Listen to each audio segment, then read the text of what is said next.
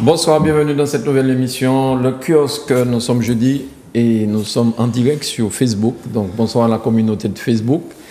Bien sûr qui a la possibilité donc de nous voir en avant-première et le reste de la télévision, ce sera vendredi soir 20h, samedi 18h et dimanche 10h.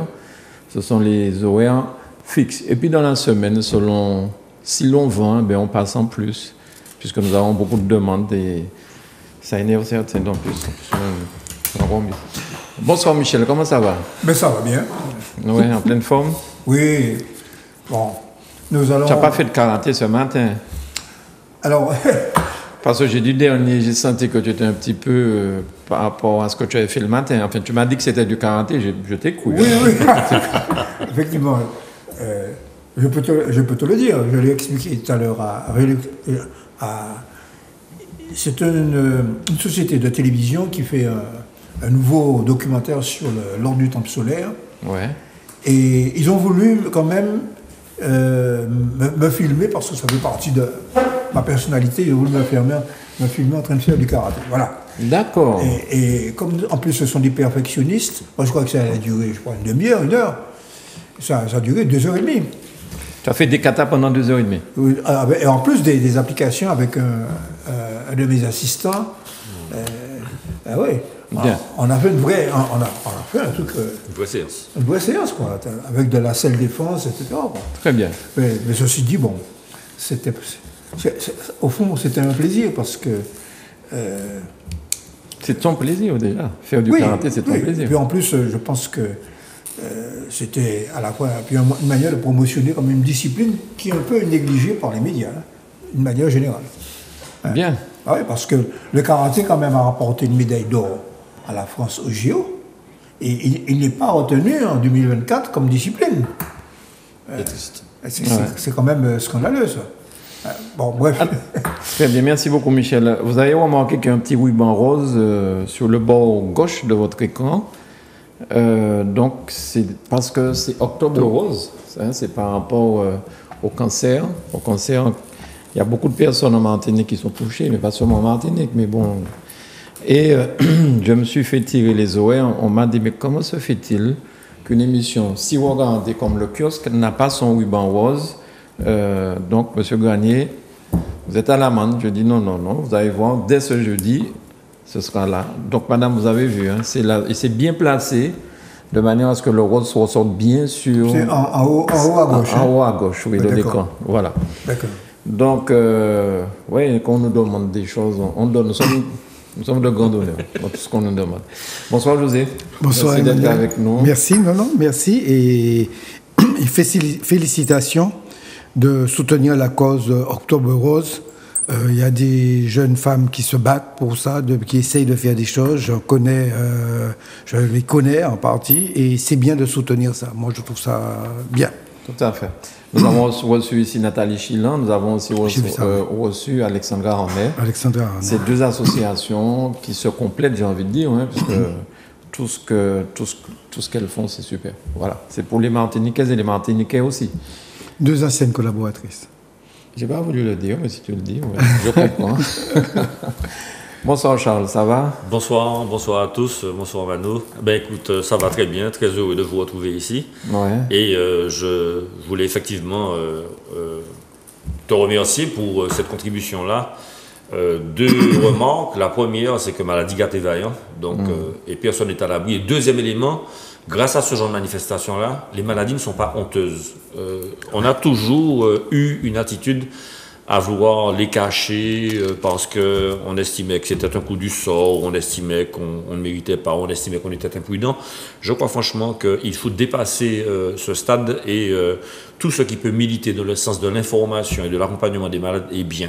Donc, maladie gâte et vaillant, mais une maladie n'est pas honteuse. Il faut tout faire pour valoriser les actions contre ce genre de pathologie. Donc, félicitations à Zouk TV. Merci beaucoup, Charles. Bonsoir, Elie. Bonsoir, Manu. Oui, bonsoir. Je voulais rajouter que les hommes ne doivent pas être blasés par rapport à cette maladie, parce que 3% des cancers du sein sont des cancers du sein des hommes. Il ne faut pas l'oublier. Ça, c'est une première chose. Deuxième chose, c'est vrai que dans les deux émissions que j'ai eu à faire, j'ai appris certaines choses Les femmes souffrent déjà horriblement dans leur chair, mais ensuite, elles ont un combat à mener mentalement. Et nous, les hommes, des fois, nous avons profité pour partir, parce que c'est trop raide. Donc, au lieu de pouvoir les soutenir moralement, on les laisse encore plus seuls face à cette maladie. Donc, voilà. Ces 2 émissions, enfin, m'ont appris, j'espère que vous qui avez regardé, vous avez compris certaines choses. Voilà. Alors, cette semaine, on ne peut pas ne pas commencer cette émission sans parler de la tension autour de la mise en place du pass sanitaire au CHU. Alors, les gendarmes mobiles au CHU, la police nationale aussi au CHU, des vigiles au CHU pour contrôler des passes sanitaires. Donc, il y a eu des échauffourées, bon, ça a dégénéré. Aujourd'hui, il y a plein de syndicats qui se sont solidarisés aux soignants, EDF, les taxis qui ont fait un cortège pour arriver à Pierre-Zodda-Kittmann et les dockers. Les dockers ont dit que là, si ça se passe mal, ils vont entrer dans la danse et que ça va chauffer, quoi, grosso modo. Samedi qui vient, il y a une grosse réunion à Fort-de-France à la maison des syndicats et il semblerait qu'il y ait une grève générale qui s'annonce pour la semaine prochaine. Peut-être lundi, tout ça c'est au conditionnel. Mais bon, ce sont des informations que j'ai eues à droite et à gauche, notamment par M. Haribo, lors d'une émission que j'ai eu à faire avec lui. Alors, comment vous avez trouvé ça? Je croyais que l'hôpital, c'était quelque chose de sacralisé, les forces de l'ordre dans l'hôpital, ça faisait un peu désordre, non? Ce qui se passe, ce qu'on voit là en Martinique est assez insupportable. Il n'y a que chez nous qu'on voit ça. Oui, effectivement, moi je pense que c'est inédit de voir les forces de l'ordre et à l'entrée de l'hôpital. Et Benjamin Garel, me semble-t-il, essaye de faire appliquer la loi française. Alors, si pour autant que ça peut paraître outrancier d'avoir des forces de l'ordre à l'entrée de l'hôpital, je ne suis pas sûr que des forces de l'ordre tapent gratuitement sur qui que ce soit au premier abord. Ce qui se passe en Martinique paraît, moi je n'ai vu ça nulle part ailleurs, des forces de l'ordre à l'hôpital, non, ce n'est pas bien, que des gens ne veulent pas respecter le minimum des règles mises en place pour rester civique, j'ai envie de dire, ça me paraît aussi assez insupportable. Après, tu as cité tout un certain nombre de corporations qui viennent soutenir. Il y en a d'entre eux qui n'ont besoin d'aucune espèce de motif pour bloquer la Martinique. Suivez mon regard vers le port. Donc, oui, ce qui se passe là, après, il y a interdiction, permission et tout ça. Nous avons besoin de retrouver la paix dans ce pays-là. Nous sommes certainement, avec la Guyane, puisque la Guadeloupe me paraît un peu plus apaisée que nous, nous sommes dans une violence contre le vaccin, nous sommes dans une violence les uns envers les autres, et c'est insupportable. Moi, j'ai envie de vous dire, je regarde comment ça se passe à l'île de la Réunion. On parlait de l'essence qui coûte 30% moins cher. Et le bidon de gaz qui est à 20 €, on fait 19 du gaz. Mais on peut aussi parler de la vaccination. C'est un pays où ils sont vaccinés à 70%. J'ai écouté une excellente émission radio cette semaine où des élus réunionnais expliquaient comment ils sont arrivés à parler avec les gens. Ils parlent entre eux. Ils s'écoutent, ils s'entendent et ils font avancer le système chez eux. Moi, je pense qu'il est temps qu'on retrouve la paix entre nous en Martinique et qu'on essaye de faire un pas dans un sens constructif de ce pays-là. Bien, alors tu as dit quelque chose de très important. Les élus réunionnais étaient sur le devant de la scène à parler. Je crois qu'en Martinique, beaucoup de personnes critiquent le fait que les élus martiniquais sont absents dans ce conflit. C'est ce que j'ai entendu. Ouais. Michel. Mais je veux rebondir un petit peu sur ça. C'est que je crois que c'est ce qu'a dit José. C'est ce que nous avons déjà dit depuis plusieurs mois. Nous avons déploré ici même, dans cette émission, d'une manière générale, les élus, mais je dirais les élites d'une manière générale. Le manque de prise de position clair sur un problème majeur. Bon. Alors, le problème majeur, c'est quoi? C'est la sauvegarde de la population martiniquaise. C'est ça le problème. Bon. Et la semaine dernière, là, malgré une certaine accalmie sur les indicateurs, il y a quand même eu 13 morts. Et nous sommes à 676 morts. Bon. À l'hôpital. Alors, bon. À l'hôpital. Je crois qu'il est important de préciser. À l'hôpital. Bien. Stade de l'hôpital. Je me contenterai de dire que il faut lutter contre les fausses idées, les fake news et l'obscurantisme. Les mensonges, les falsifications. Par exemple, il y a des sites qui sont spécialisés pour dire que le vaccin tue les gens. Non, c'est le Covid qui tue les gens. Okay? Ce n'est pas le vaccin. Bon. Par conséquent, il y a un besoin de clarification qui est important. Et je réponds à ceci. Il y a une étude qui a été publiée la semaine dernière par un organisme qui s'appelle Covid Urgence Outre-mer. Ce sont des spécialistes épidémiologiques, scientifiques, issus de Martinique, de Guadeloupe, de Guyane, résidant dans ces pays et aussi en France, et qui ont réalisé une étude, Martinique, Guadeloupe, Réunion, et la conclusion, je ne vais pas citer toute l'étude, la vaccination réduit de 90% le risque d'hospitalisation chez les personnes de plus de 50 ans dans les départements d'outre-mer. Oui, mais fallait-il envoyer la garde mobile là-bas? Alors, le problème est le suivant. Fallait-il demander aux gens de forcer l'entrée aussi? Fallait-il demander aux gens les soignants, tu parles? Oui. Des soignants. Oui. Bon, donc, par conséquent, la question principale, et puis ce que je note, moi, c'est qu'entre-temps, il y a eu quand même une réunion du CHSCT, que les soignants puissent entrer librement à l'hôpital et qu'il y a une médiation qui a été demandée. Le directeur, tu as cité le directeur de l'hôpital, le directeur de l'hôpital a dit, bon, ce n'est pas de ma compétence de négocier sur l'application de la loi, il y a une médiation de la part du gouvernement à travers son préfet et l'ARS. Bon, moi je crois que la véritable question, c'est l'apaisement. La véritable question, c'est l'apaisement. Ok. Tout le monde autour de la table. Ok. Charles? Ben, je suis un petit peu de l'avis de José et Michel Branchi. Moi, l'apaisement est fondamental. Alors, j'ai deux remarques. La première, c'est qu'on n'est plus dans le domaine de la raison. Voilà. On est dans le domaine du cerveau reptilien. Il y a des passions qui se déchaînent. Une montée aux extrêmes que je ne comprends pas. Je ne comprends pas ça, vraiment. Un manque de civisme absolu. Et je crois vraiment... Alors, petite digression historique. En 399 avant Jésus-Christ, Socrate avait été accusé de subversion de la jeunesse, etc. Il avait été condamné de boire la ciguë. Mais il l'a bu. Il a voulu être défendu par ses disciples. Ça n'intéressait pas. Il avait été condamné, il a bu la ciguë, il est mort. Point.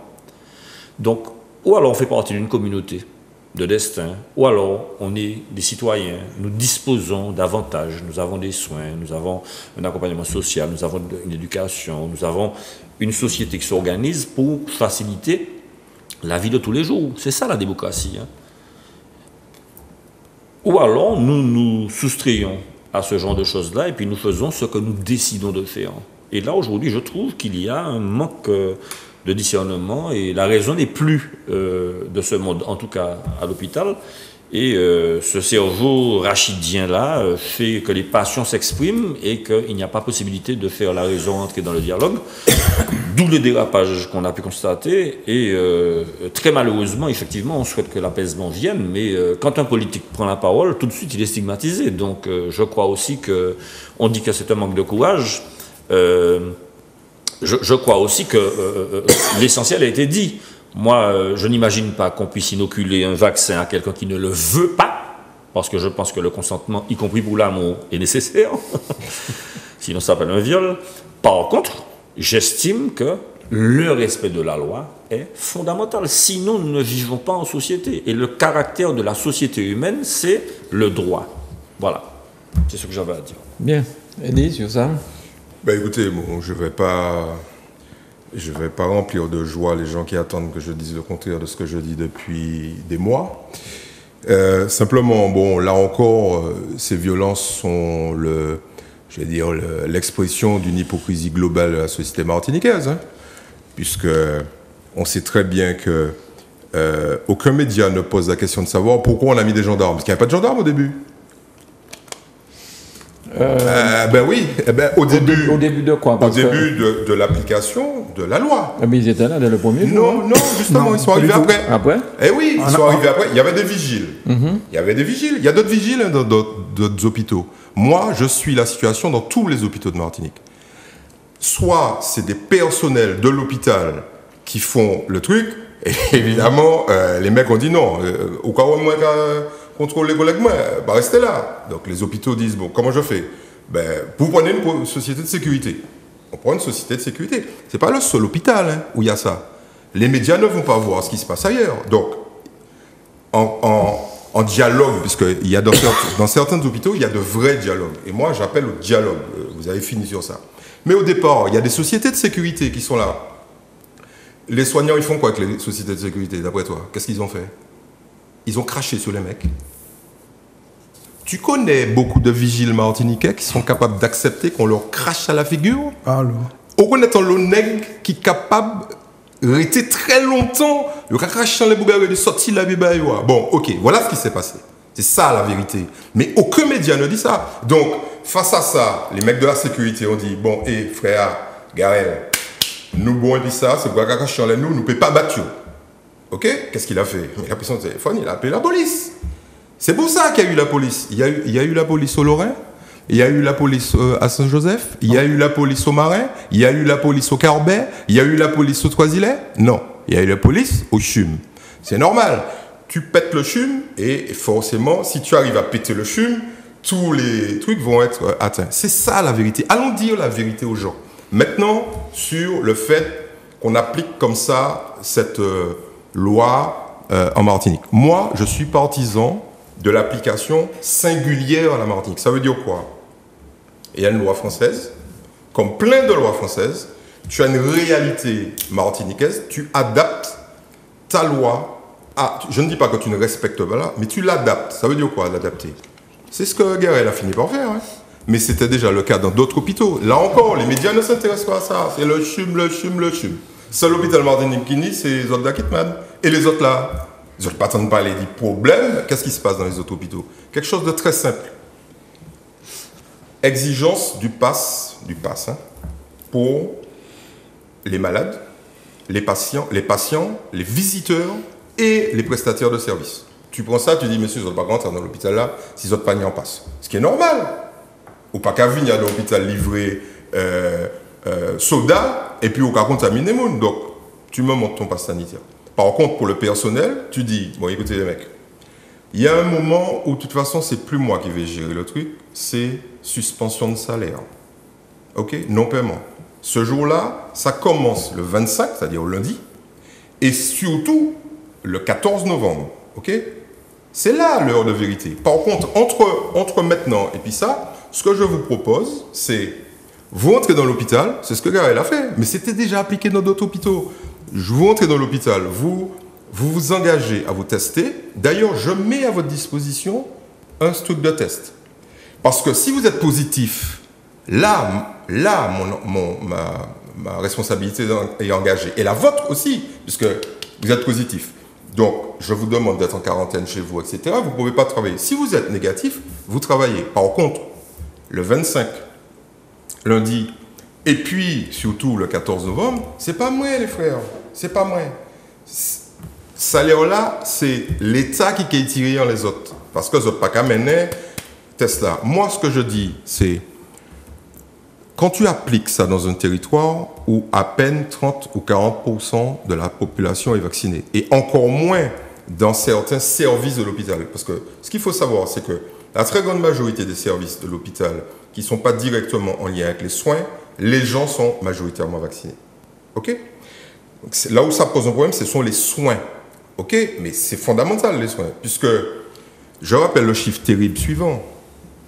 Il y a, dans le monde, il y a eu 250 000 soignants qui sont morts. 250 000. Nous avons perdu, l'humanité a perdu 250 000 soignants. Des médecins dont certains étaient des super spécialistes, des infirmiers, des assistants, etc. etc. OK? Ouais. C'est ça la réalité.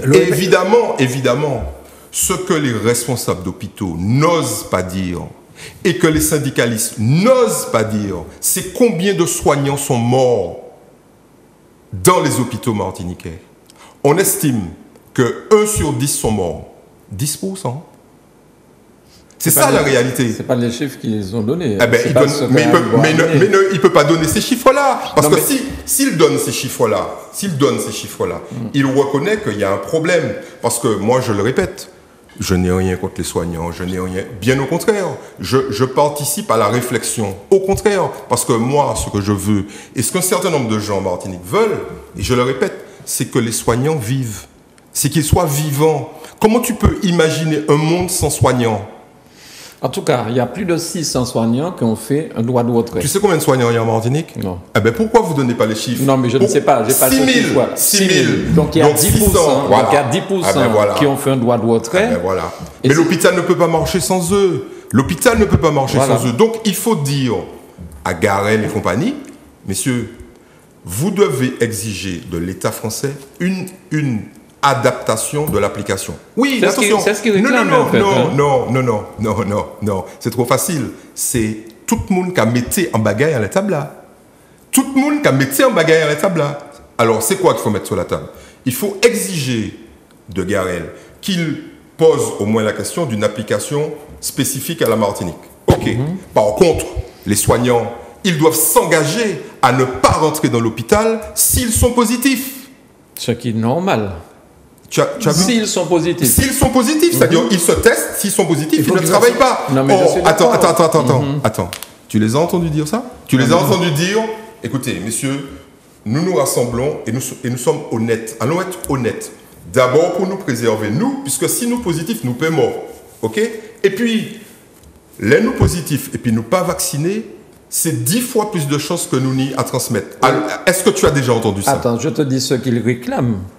D'accord, mais le test pour tout le monde, vacciné comme pas vacciné. Tu l'as dit tout à l'heure, que lorsqu'on est vacciné, on peut être contaminé et on peut être contaminant. Bien sûr. Donc, ils demandent le test pour tout le monde. Mais bien évidemment, le test pour tout le monde. Et moi, j'ai été le premier à condamner le fait qu'on enlève le test PCR pour les gens vaccinés dans les avions. Eh ben voilà. Parce qu'on ne peut pas... Voilà, mais attends, quand tu négocies, tu ne peux pas demander en permanence qui sort au cas bas. Moi, ce que j'aimerais entendre de la part des syndicats de soignants, et je les respecte, mais qu'est-ce que vous donnez, les mecs? Qu'est-ce que vous donnez? Qu'est-ce que vous lâchez? En négociation, c'est ça. Mancaladje ou caladje. Et puis nous arriver. Tu peux pas, comme Charles le disait, tu peux pas arriver là et puis dire, bien ça les frères. M'a fait ça m'enlé, m'a fait ça m'enlé, m'a dit ça m'enlé. Non. Alors, concernant les avions, là, c'est pas les soignants. Là, les avions vont entrer en Martinique et les gens... Non, ils rentrent déjà. Et si les gens sont vaccinés, ils sont exempts de PCR. C'est une connerie monumentale. Voilà. Absolument. OK.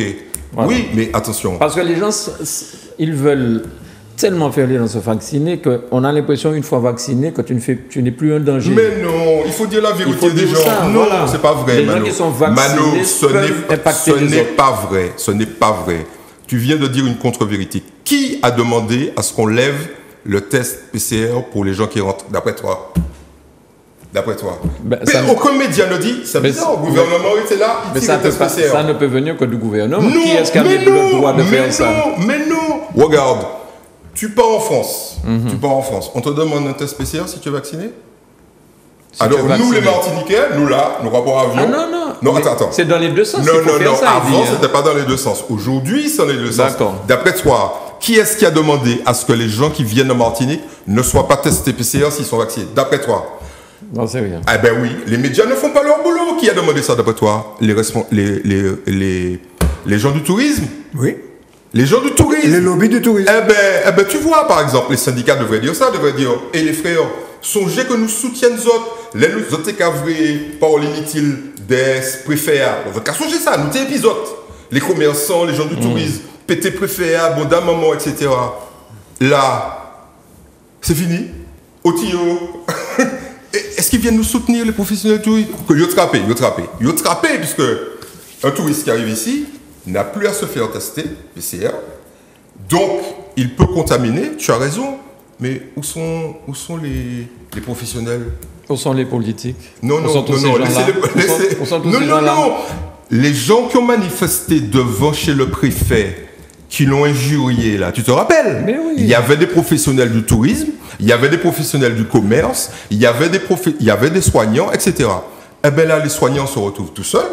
Où sont les... Ben, ils ont attrapé, frère. Moi, je ne sais pas si les professionnels du tourisme ont ce pouvoir-là. Parce que... Pardon? Attends. Ah bon?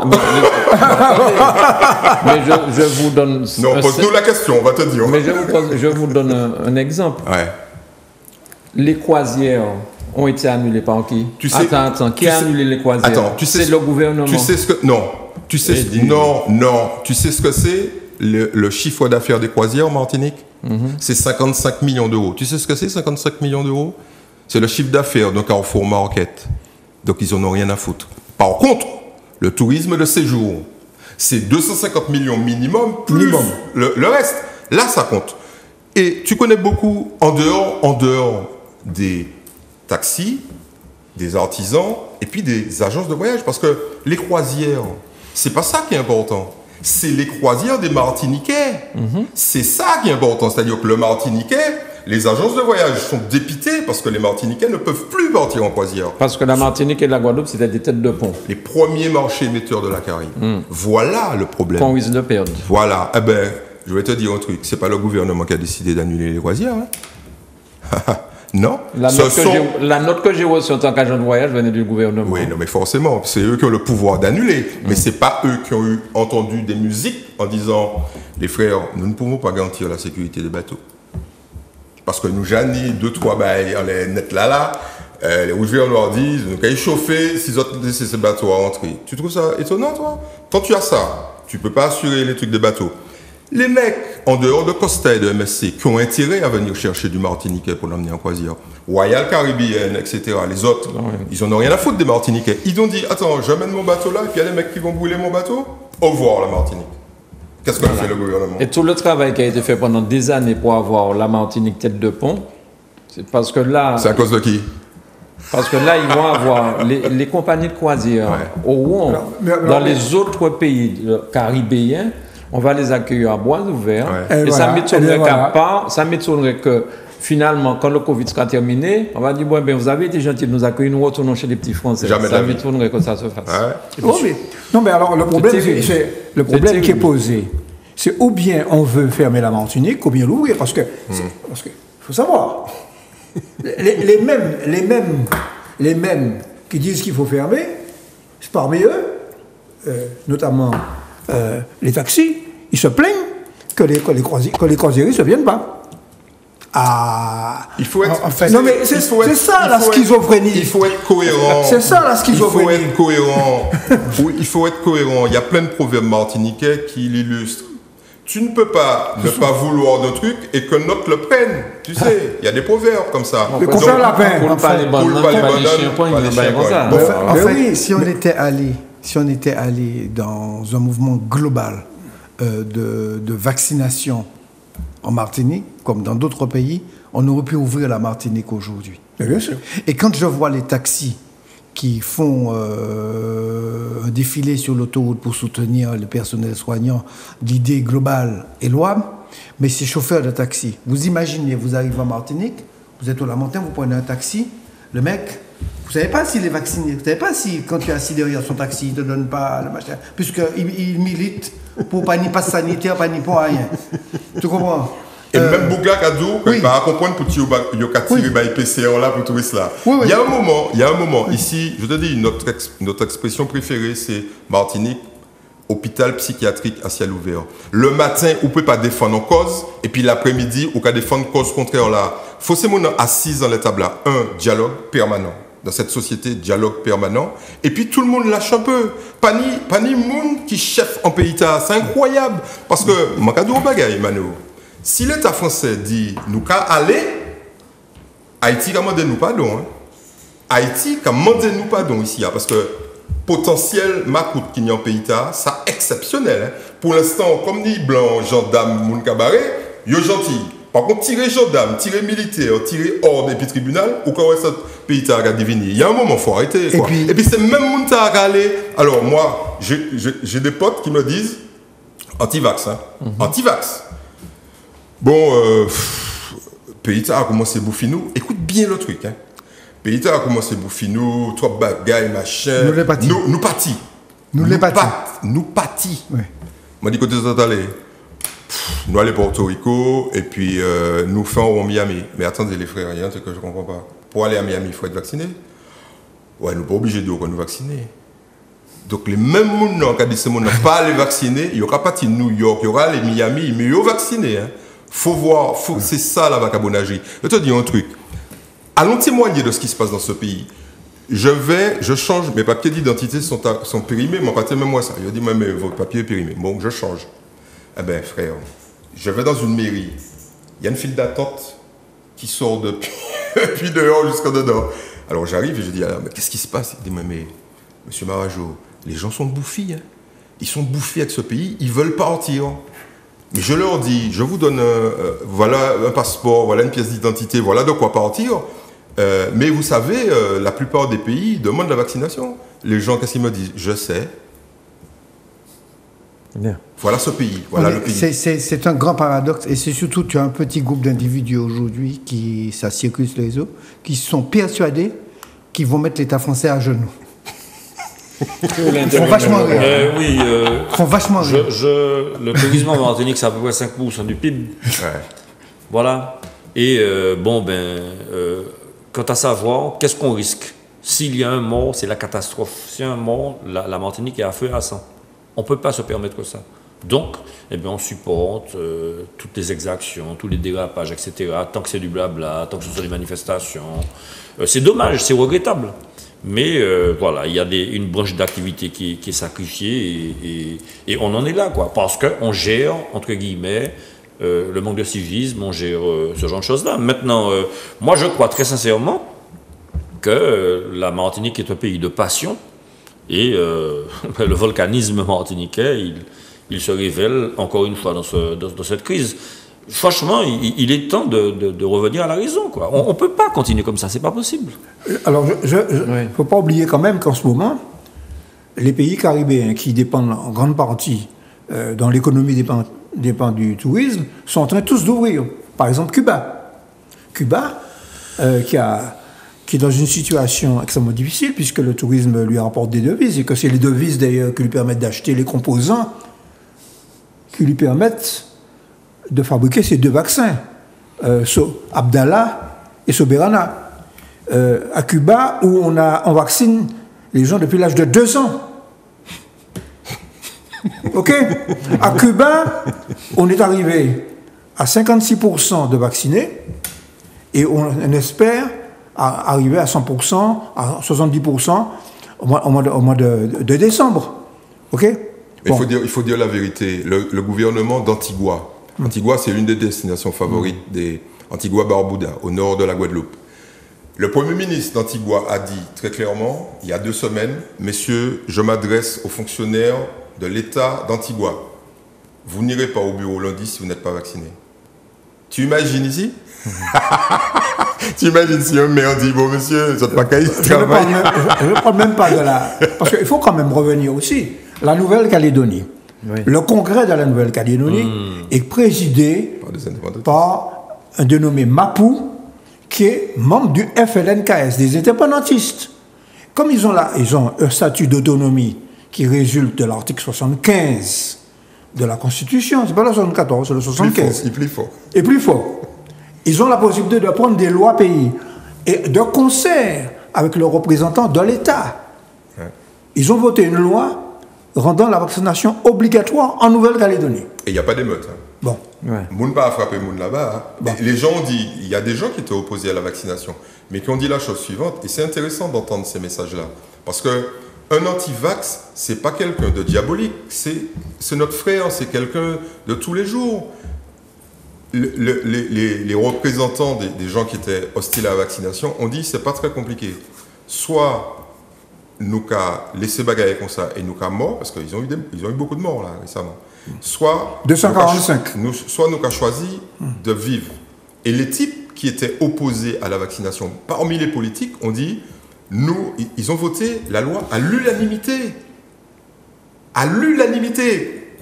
D'accord, pas d'accord. Ils ont dit, écoutez, c'est un paradis, il doit être protégé. Ok? Quelle que soit la personne qui vient de l'extérieur, elle est obligée d'être vaccinée. Donc, PANISA fait passe sanitaire, c'est obligation vaccinale. Et à l'intérieur, tout le monde vacciné. Nouvelle-Calédonie. Il y a une chose qu'il faut dire aussi. On a raison de le dire ici. Tu parles de Barbouda, tu parles de la détermination de son représentant. Ici, je vous l'ai déjà dit, on a un silence assourdissant des hommes politiques. Il faut un peu qu'ils aient un langage un peu plus comment dirais-je, plus direct, plus fort, plus incitateur, parce que les gens ont leur susceptibilité ici, qu'on n'a pas dans d'autres territoires. On ne peut pas comprendre des transporteurs qui sont en grève le matin et puis n'être pas pour l'obligation vaccinale, mais en étant vacciné, tout en disant aux gens les choses de leur contraire. Non, je crois qu'il faut que tous les hommes politiques, mais pas, et c'est pas une question de droite, de gauche, du gouvernement actuel par rapport à celui qui n'est pas là, il faut que les hommes politiques puissent pouvoir avoir un langage clair, et on sait qu'on ne sera pas sauvé si on ne prend pas, on ne trouve pas la paix en Martinique. Oui, vas-y. Si on ne trouve pas la paix, si on ne trouve pas la réconciliation entre nous en Martinique, et si on n'arrête pas de faire d'un part l'amalgame de tout, puisque en fait, quand on n'a plus d'arguments, on dit que c'est la chlordécone, voilà, comme ça permet de remettre une couche. Non, je pense, très sincèrement, en un mot, je pense qu'il y a des claques qui se perdent. Pardon. Juste un mot pour toi, Grégory. Enlève le direct, s'il te plaît, parce que du coup, tu as masqué mon petit ruban rose. Non, le ruban rose, il est là. Il est là. Mais il est là, oui. Oui, il est là. Il est là en haut à gauche. Il n'est pas... Ah bon. Ouais. On ne le voit pas à l'extérieur, Grégory. Donc, enlève-le, s'il te plaît, le direct. Oui. Là. Juste un mot pour rappeler ce qu'il se passe en Russie aujourd'hui. Absolument. Ah, oui. Poutine n'est pas reconnu pour être un zélé démocrate. Poutine a les moyens de faire la population obéir. Hein. Eh bien, il est en train d'implorer sa population, d'aller se faire vacciner. Ouais. Il implore. Et il a proposé une semaine de vacances chômées, alors je ne sais pas si payées, de vacances chômées, de manière à ce que cette incitation à la vaccination se fasse. Parce qu'ils en sont aujourd'hui à 1000 morts par jour. Et tout à l'heure, tu disais, quand le Covid partira. J'espère. Personnellement, dans la situation dans laquelle on est, je te dis très sincèrement, je ne vois pas l'horizon. Pour l'instant, ça sera des vaguelettes successives. On sera toujours dans une espèce de cheminement entre quelques cas et puis de nouveau beaucoup de cas, etc. Mais je ne vois pas d'horizon. Parce que les variants vont se multiplier. Et le principe du variant, c'est une mutation qui peut réinfecter des gens qui ont déjà été infectés. Moi, personnellement, en Martinique, je suis très sceptique. Voilà la réalité. Je vous signale que Poutine. Non, Boris Johnson vient de mettre en alerte ses services médicaux parce qu'au Royaume-Uni, comme il ouvrait il ouvrait pas ni passe sanitaire au Royaume-Uni, ils viennent de mettre en alerte les services sanitaires parce qu'il y a un sous-variant du variant indien qui vient là d'émerger et qui est, celui-là, il est mortel. Il n'est pas contaminant, il est mortel. Le sous-variant. Donc on n'en est pas sorti. On n'en est pas sorti. Il faut que ces gens-là se rendent compte du fait que, pour l'instant, l'horizon est noir. Et quand on parle d'horizon, je te parle de 2, 3, 4 ans. puisque, de toutes les façons, le bocal est fermé. Et nous tous, nous avons des poissons rouges de ce bocal-là. Voilà la réalité. Je voudrais un dernier argument pour revenir à la Martinique. Et puis après, on passe à quelque chose de plus gai quand même. Non, parce que nous avons le devoir de donner des informations qui ne vont pas dans le sens du poil. Ouais. Oui. Et on est les seuls. Tu es quand même conscient que c'est la seule émission en Martinique. Donc c'est pour ça que je salue ton courage. Il n'y a pas de langue de bois. Je salue ton courage. Indépendamment des appartenances politiques. Exactement. Ouais. C'est la seule émission où on dit ce qui devrait être dit par des hommes politiques, puisque tu viens de le dire. OK ? Voilà. Alors, il y a une étude qui vient de sortir par l'INSEE dont on a très peu parlé. Alors, je la cite pour que les gens... c'est une étude qui s'appelle INSEE Analyse, numéro 46, de septembre 2021 sur la santé des Martiniquais. Ouais. Alors, je ne vais pas lire tout, donc voilà, publié dans Justice. 6 Martiniquais sur 10 déclarent un ou plusieurs facteurs de risque pouvant entraîner des formes graves de la Covid. Alors, c'est l'obésité, c'est le diabète, bon, c'est 6 Martiniquais sur 10 de plus de 50 ans. Allons rendre justice quand même à un homme politique qui a eu un courage, à mon avis, rarissime. C'était sur les antennes d'RCI, c'était Justin Pamphile. Et je pense que vous n'avez pas probablement entendu sa déclaration, c'était lundi. Justin Pamphile, d'ailleurs, cette déclaration sur ce qui s'est passé à la Ménard et puis sur la vaccination, etc., a fait le tour des rédactions. Les types nous écoutent, et ils écoutent tout des rédactions. Donc moi j'ai reçu des appels des rédactions, et j'ai surtout reçu un appel d'un type de Serge Romana qui disait... Alors j'ai oublié de citer que le coordinateur de l'étude que je viens de citer, qui s'appelle Covid Urgence, c'est Romana. Voilà. Donc Serge Romana, c'est un Guadeloupéen d'origine qui est dans un hôpital parisien et qui est un des des types qui se débrouillent le plus, qui se démènent le plus pour faire accélérer la vaccination, parce qu'il voit les conséquences directes de cette épidémie. Et il la voit surtout sur les malades, ceux qui ont été malades du Covid. Et moi, je voudrais citer un exemple terrible qui m'a été donné ce matin d'un Martiniquais qui était à la SNCF et dont la mère a eu un début d'Alzheimer. Il demande à la SNCF la permission de venir en Martinique en télétravail, parce que c'est un cadre qui gère à travers son service ordinateur, etc. Donc la SNCF, à titre exceptionnel, lui dit, bon, écoutez, effectivement, allez-y. Le mec arrive ici, il n'est pas vacciné, il chope le Covid, 3 semaines après, il est mort. Et il laisse sa mère toute seule. Voilà là. Au quotidien, les gens meurent chez eux, et pas morts à l'hôpital. Les gens meurent chez eux, et on n'en parle pas. L'ARS, alors je lance un appel à l'ARS. Monsieur le directeur de l'ARS, vous aviez promis au comité de la transparence de donner les chiffres de la mortalité à domicile. Vous vous étiez engagé. Ces chiffres n'ont jamais été publiés. Et on sait pourquoi ils ne sont pas publiés. On sait pourquoi. Les chiffres de l'hôpital sont publiés. Et il y a eu des tentatives d'élimination des chiffres. À plusieurs reprises, ces chiffres-là ont disparaître. Par exemple, les chiffres de mardi n'ont pas été publiés. Ils ont fait lundi, mercredi. Mardi, ça qui fait pas ni personne qui mort. Donc, on sait que les chiffres de la mort à domicile ne sont pas publiés. Pour quelle raison, d'après vous? Parce que si on publie là, moun ka courir, moun ka courir. Une petite ville comme Grand-Rivière, tu peux me dire qu'une petite ville comme ça, il y a 14 morts. Revenons à Justin Pamphile, tu es parti de là, tu n'as pas fini. Oui, Justin, sur RCI, lundi soir, il a eu des propos courageux, à la fois sur ce qui s'est passé à la Ménard, parce que Justin Pamphile, il est président de l'association des maires. Non, il est président du conseil de surveillance de l'hôpital du Lorrain. Vous avez entendu dire qu'il y a eu des batailles à l'hôpital du Lorrain? Qu'il y a des mecs qui se sont tapés dessus? Non, c'est bien géré. Le truc est carré. Dialogue, patience, spécificité. Il y a des Martiniquais intelligents, vous savez ça? Et il y a des Martiniquais manipulateurs. Ils sont de Lorraine de Basquette. Tous ceux qui sont du Lorraine du Basquette de Grand-Rivière. Et du Gros-Nord, pardon. Bien, alors, il y a quand même quelque chose qui n'est pas sur ça, mais j'ai vu un reportage sur France 2, je crois, concernant le sucre. Un reportage qui donne quand même froid dans le dos, où ils ont fait un comparatif avec des aliments achetés en France et des aliments achetés ici. Il y a 25% de plus de sucre dans ces aliments-là. Et quand à longueur de temps, et c'est vrai, on nous dit que le sucre c'est un poison, surtout pour nous en Martinique, l'obésité, le diabète et compagnie. Et je me demande pourquoi.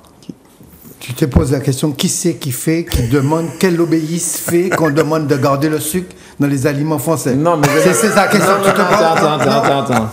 Je dis que le sucre en Martinique dans les mêmes aliments, il y a 25% de plus. Attention, c'est ce que je dis, hein. Non, pas les mêmes aliments. Non. Le même type d'aliments. Le même type. Mais les aliments fabriqués en Martinique. Ben oui. Mais les médias ont fait leur boulot. Ouais. Tu vois, de temps en temps, je dis, ils font pas leur boulot, ils vont faire leur boulot. Il y a eu des reportages sur RCI, des reportages sur Martinique Première. C'est Mouna dit, mais les frères, pourquoi vous foutez plus de sucre? La réponse est très claire. C'est pas des questions de fric. Hein. Oui, au final, c'est des questions de fric. Non, c'est des questions de fric, mais c'est pas pour vendre plus. C'est une question de goût. Non. C'est ça qui est terrible. De fidélité. Non, de conservation.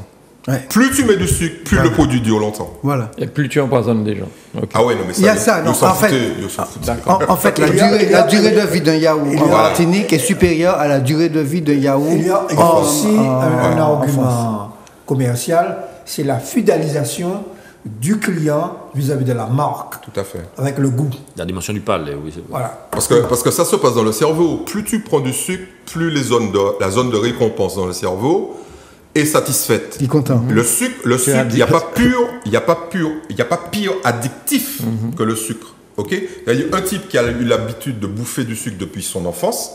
S'il ne continue pas à bouffer du sucre, il est malade, tu vois, il ne se sent pas bien. C'est de là que vient l'expression. Adore le Coca-Cola, d'après toi. C'est de là que vient l'expression sucre saucé dans le miel. Quand je fais une fête, pour le passage de grade ça on n'est pas tout à fait non. C'est un petit peu plus érotique, ça. Quand je fais une fête au passage de grade à la fin de l'année à mon club. Bon. En bon anti-impérialiste américain, j'avais supprimé le Coca-Cola et mis du jus Montpellier. Ah ouais.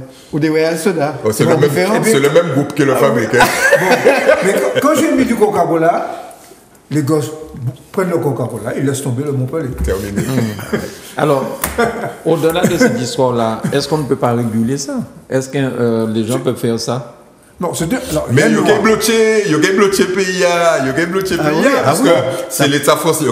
Comment il y a l'État français qui a empêché nous de mettre SIC dans la bagarre? Il y a quand même une loi qui s'appelle la loi Lurel. L'État français.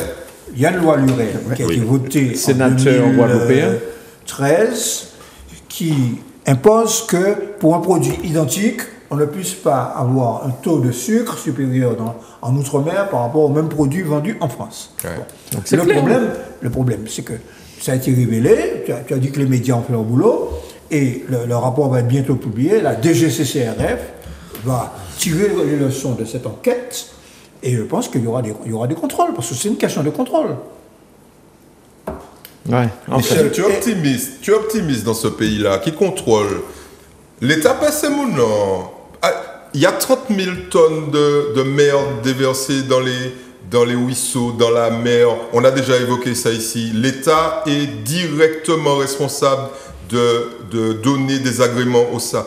Qui est-ce qui... Alors là, il va dire, ah oui, c'est blanc. Non, c'est pas blanc. C'est nègre pour nous qui a jeté ça. C'est ça le problème. Tu contrôles quoi dans ce pays? Tu contrôles quoi?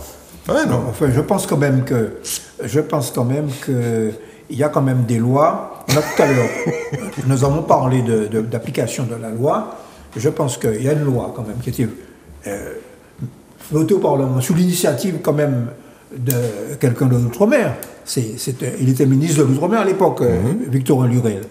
Bon, cette loi doit être appliquée, puis c'est tout. Et puis je pense qu'il y a aussi l'opinion publique. Rappelle-toi que Victorin Lurel a été attaqué à de nombreuses reprises par des groupes locaux. Les groupes locaux, nommez-le, le groupe des pointes. Tu comment? Alors, la question, parce qu'il faut que les gens comprennent ça. Est-ce que ça se passe souvent comme ça, qu'il y a des lois qui sont votées, promulguées et qui ne sont pas appliquées? Tu veux que je donne la liste? Mais oui, enfin, quelques-uns. Non, Macabor 5. C'est pas la peine de voter loi et puis les lois ne sont pas appliquées. Macabor 5. Il y a une loi qui oblige les gens à faire une déclaration fiscale. Ouais. Ça, il est appliqué ou bien pas appliqué? Il n'est pas appliqué. Il n'est pas appliqué. Michel connaît les chiffres. OK? Il y a une loi qui oblige les gens à... Ça s'améliore quand même. Hein? Le niveau de déclaration fiscale, grâce à la ténacité de la DRFUP, depuis une dizaine d'années, le taux de déclaration quand même s'améliore d'année en année quand même. Hein. Et le taux est de combien maintenant? Bon, à mon avis, il est de près de 100%. Pourquoi? Parce que il y a un certain nombre d'avantages, notamment le chèque énergie, entre autres. Michel. La prime d'emploi. C'est ce qu'on appelle de l'optimisme BA. 100% des foyers martiniquais font une déclaration? Non. Ah bon? Je veux dire, on approche 100% des foyers imposables, tu veux dire? Oui. Ah bon? Ah bon? Mais ce que je veux dire, c'est que je pense à l'exemple. C'est important ce que tu dis. Ouais. L'acceptation de l'impôt est un marqueur du sous-développement. Non, mais c'est vrai. Les Martiniquais ne vont pas être contents. Non. Mais écoute, bon. Alors, où nous sommes, c'est comme dans la matière de vaccin, on utilise un langage scientifique pour dire la vérité, ou bien on ne dit pas la vérité. Ouais. Bon, d'une manière générale, dans les pays en voie de développement, j'ai appris ça chez un économiste américain. Bon, Quand même, Michel. Ben oui, bon. Eh bien oui, le taux d'acceptation de l'impôt est beaucoup plus faible dans les pays en voie de développement. D'ailleurs, la plupart des pays en développement n'ont pas d'impôt déclaratif. Ils ont un impôt sur la consommation. En Afrique, les impôts, c'est l'impôt... la TVA. La TVA et l'impôt sur les produits importés. L'impôt déclaratif nécessite... La France a fait une révolution en 1789 pour payer l'impôt, l'égalité de l'impôt. Donc c'est une progression, et la progressivité de l'impôt, c'est au début du XXe siècle. Donc, je connais ça parce que nos collègues des services fiscaux, notamment j'ai été ami avec un directeur des impôts qui était un Martiniquais, où il y avait encore des Martiniquais qui arrivaient à être directeurs à ce niveau-là d'une grande administration, ce qui depuis n'existe plus d'ailleurs. Hein. Bon, eh bien, il expliquait comment, par une action de persuasion, et puis aussi les incitations que j'ai citées. Donc, bon, je te donne la liste. Ensuite, très rapidement, l'impôt, on en a parlé, Michel a essayé d'expliquer. L'assurance pour les automobiles, 30% des Martiniquais roulent sans assurance. Le permis de conduire, 35% des Martiniquais conduisent sans permis de conduire. Oui. Les fosses septiques, 75% des Martiniquais ont une fosse septique. Le reste est relié à l'assainissement collectif. Tout à l'égout. Et 90% des fosses septiques ne répondent pas aux exigences de la loi. Okay? Donc, nous qu'à continuer à polluer le pays, la mer. Parce que si on appliquait les normes européennes de qualité de l'eau vraiment en Martinique, personne ne partait bien pièce côté. D'accord? Personne. Okay? Et puis, la comptabilité. 75% des entreprises martiniquaises n'ont pas de comptabilité. Quand tu n'as pas de comptabilité, tu n'as pas d'attestation fiscale et sociale. 75% 75% des gens. Il y a des cabinets comptables à monter alors. On voit l'ancien comptable là. C'est pour gagner en cahier, 2 colonnes, recettes-dépenses. Voilà la réalité. Et comment ces gens-là. Alors, j'en profite pour lancer un petit message à Serge Letchimy. Je suis sûr qu'il va m'écouter. Serge Letchimy a lancé. Pourquoi tu dis pas ça, Charles? Non. Non, mais Charles dit nous qu'il il pas ni force pour changer. Je n'ai pas cette casquette. Il compte sur nous. Marie-Jeanne avait fait une erreur fondamentale, tu sais, sur le fonds de solidarité. On avait dit ça à Michel, rappelle-toi. Marie-Jeanne avait dit, bon, les mecs, on va être carré dans un pays carré, qui respecte la loi. Donc, l'un des critères d'obtention des aides, c'est vous êtes à jour de vos cotisations sociales et fiscales. Personne ne va répondre. Il dit, bon, nous avons tiré ça. Deuxième vague, nous avons tiré ça. Maman, nous répondons. Letchimy a refait la même connerie il a mis... Alors, il n'est pas au courant, hein. Apparemment, il n'est pas au courant, puisque c'est ses services qui s'occupent de ça. Donc, Charles va gérer ça. Nous, on surveille ça de très près, on rentre dans les trucs. Si tu vois le nombre de documents, alors, Makabazotian, que l'Etchimi a rajouté, mais c'est pas lui, c'est ses services. Service là, Kakouyon et l'Etchimi. Où savent qui ça s'est demandé? Il m'a dit c'est Timaléria, puisque c'est Timaléria qui bise l'agenta.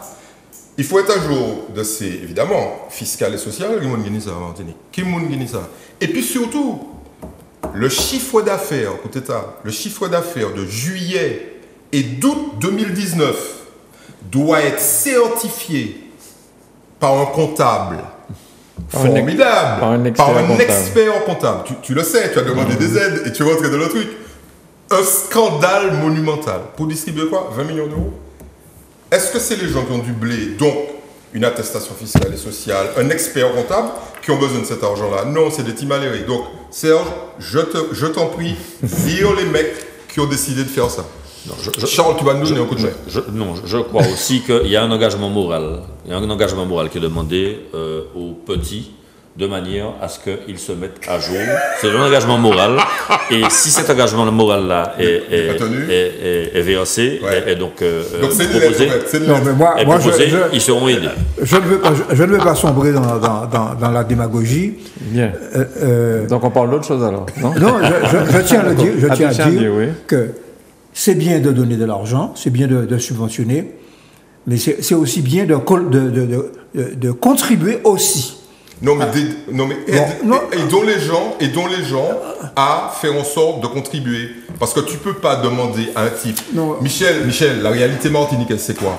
C'est de l'argent public. Non, c'est de l'argent public qu'on distribue. Ce n'est pas vrai, Michel. Écoute bien, cet argent public, il repart tout de suite dans la consommation. Donc tout de suite, il est pris par la TVA, l'octroi de mer, etc. Donc il y a une redistribution. Ce qu'il faudrait faire, c'est aider ces gens, justement, à être à jour. Les aider, mais les aider gracieusement. Gracieusement. Le type, il va écrire, Charles vient de te le dire, il prend sa lettre, il dit, cher monsieur le président de l'exécutif, je m'engage sur l'honneur à être à jour. Et puis... Bon, alors, je te signale quand même qu'il y a un organisme qui est un satellite de la CTM qui s'appelle Martinique Développement, qui a un panel d'experts comptables et qui sont rémunérés sur des fonds de la CTM d'ailleurs, et pour pouvoir aider les petits à faire leurs déclarations. Bien. Par conséquent, il y a quand même un effort qui est fait pour aider les gens. Mais à un moment donné ou l'autre, il faudra rentrer dans les clous quand même. Alors, parlons du chèque énergie. Le chèque énergie, c'est pour les gens qui, me semble-t-il, ne touchent pas plus de 2 000 euros. Tous ceux qui sont en dessous de 2 000 euros. Ah, enfin. Pourquoi? Mais il avait dit qu'il fallait remonter un peu. Oui, mais il confond. Ah bon? 2 000 euros, c'est une aide, mais le... Non, c'est pas l'aide. Non, c'est pas l'aide. C'est le chèque énergie de 100 balles, 100 euros. C'est une aide. D'accord. 2 fois 100 euros. Voilà. C'est 2 fois 100 euros ou 100 euros divisé en deux? Non. Ok, allez-y. Il faut être précis. Et Michel l'a été la dernière fois. Tu as déjà quelque chose qui était prévu. 150.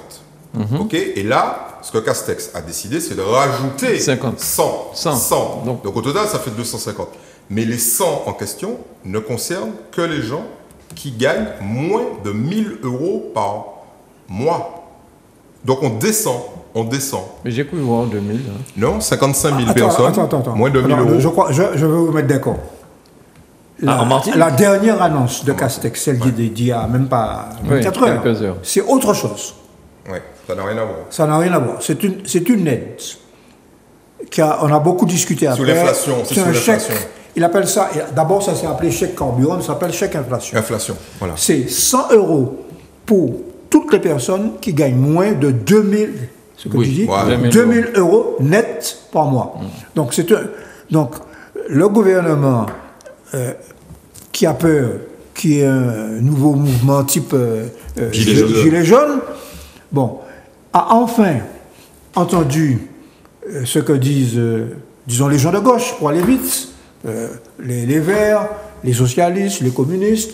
C'est que quand il y a une situation de ce type, l'État doit intervenir. L'État ne doit pas se contenter de... C'est ce qu'on appelle l'interventionnisme économique. C'est ce que Biden a fait. Là. Voilà. Il y a surtout aussi l'arrivée à grande vitesse du mois d'avril. De l'élection présidentielle. C'est aussi simple que ça. Hein. Oui. Et les élections seraient déjà passées, qui ne se seraient pas manifestées aussi promptement. Mais en plus, il a pris une mesure, il a prolongé le blocage des prix de gaz sur l'année 2022. Il avait bloqué le prix du gaz jusqu'en avril 2022 en disant que d'ici là, les augmentations des coûts internationaux allaient cesser. Oui, c'est comme Tchernobyl qui s'arrête à la frontière française. Oui, tout à fait. Mais là, bon, là aussi, il y a des experts qui ont révisé leurs calculs. C'est qu'en réalité, on s'attend à ce que l'augmentation des coûts internationaux soit poursuivie pendant toute l'année 2022. Charles vous l'a dit la semaine dernière, les mecs, comme ils n'auront plus de pétrole, ils vont pas baisser les prix. Ils vont récupérer le plus d'argent possible. Et puis fermer les robinets. Pour préparer l'après-pétrole. Absolument. Il faut pas oublier que l'actuel président de la République a été ministre de l'économie. Hein. Oui, enfin, oui. Mais Hollande ne pense pas la même chose. Hein. Enfin, on va parler d'Hollande tout à l'heure, mais nous, là, les Martiniquais qui ont des problèmes avec 30 € de gaz. Finalement, qu'est-ce qu'ils auront dans cette histoire de chèque énergie? Les Martiniquais, ils ont attrapé 250 €. Ils ont attrapé 250 €. Donc, ils sont concernés par ces 250 € là. Plus les 100 qui sont là. D'accord. Les Martiniquais ont déjà 150 € en moyenne du chèque énergie. Ils sont 55 000. OK? On leur donne 100 € de plus. Au titre du gaz, on leur donne 100 € de plus. Et au titre de l'inflation, mais en fait, le carburant, on va leur donner 100 € qui vont concerner les salariés, les fonctionnaires, les retraités, les demandeurs d'emploi, etc., etc. Ça fait 350 €. Et ça, quand même, c'est parce qu'il y a eu quand même une pression. Et comme le dit Charles, il y a d'une part les circonstances électorales, mais il y a eu aussi une pression des syndicats et des partis de gauche. J'ai assisté à un débat sur LCI entre Philippe Martinez et Bruno Le Maire, qui était sanglant. Hein. Bon. Et Bruno Le Maire a été obligé de dire, monsieur Martinez, vous avez raison, il faut bloquer les prix. Bon. Mais il y a quelqu'un que tu ne cites pas dans ceux qui se sont battus ici, c'est Serge Letchimy qui s'est battu pour le gaz, il faut le dire. Non. C'est lui qui a écrit à tout le monde. Il a fait un courrier. Non, mais Michel ne peut pas reconnaître que Serge Letchimy. Non. Il s'est battu. Il est très sensibilisé à cette cause-là, mais il faut aussi savoir que pourquoi l'État est interpellé. La conjoncture globale, elle est due à la gestion par l'État de la situation. Point. Ceux qui sont à l'élection, sont présentés aux élections et qui ont gagné, ils sont partis avec un programme, sauf que les circonstances font que le programme il n'a pas pu être tenu. Ils sont en train de gérer une crise, une pénurie, une crise Covid, etc. Donc, pourquoi autant d'aide? C'est parce qu'ils se rendent compte que la quadrature du cercle est difficile à gérer. Et c'est quand tu parles d'ici ou non, le gouvernement là-bas. Okay. Ils sont face à des difficultés qu'ils n'imaginaient pas pouvoir rencontrer. Monsieur Macron est allé avec sa volonté de réformer le pays. Pour l'instant, il est en train d'accompagner les difficultés. Hein. Il n'a pas fait un pet de réforme. C'est ça la réalité. Pas tout à fait vrai. Il y a dans beaucoup de domaines. Ce qu'on appelle réforme, c'est des contre-réformes. Hein. Voilà. Oui, c'est-à-dire, c'est démolir le code du travail et les avantages des travailleurs. Il y a quand même un élément qu'il faut donner aux gens qui nous écoutent, qui est essentiel, c'est que les gouvernements ne font pas ça en pure perte, bien évidemment. Vous l'aurez compris. Je veux dire, quand on travaille sur des sommes qui finalement sont relativement modestes. 3,8 milliards. Bon, c'est une plaisanterie, ça. Oui. On est sur des budgets de sur une économie, sur plus de 2000, le PIB c'est 2000 milliards. 2200. 2200 milliards d'euros, donc c'est pas là où on a bassé mon en 3 milliards, qu'on a changé en bagaille. Et ce qu'il faut rajouter, c'est que l'impact fiscal de mesures comme ça est immédiat, puisque quand on donne 100 €, ou bien la banque mettait 100 € de côté, en l'an compte épargne. Jamais de la vie. Donc quand tu as 100 €, on va dire maman, mais l'État a récupéré. Tout de suite. En France, c'est 20% tout de suite. Ici, c'est 8,5%, plus l'octroi de mer, plus un certain nombre d'autres taxes. 16%.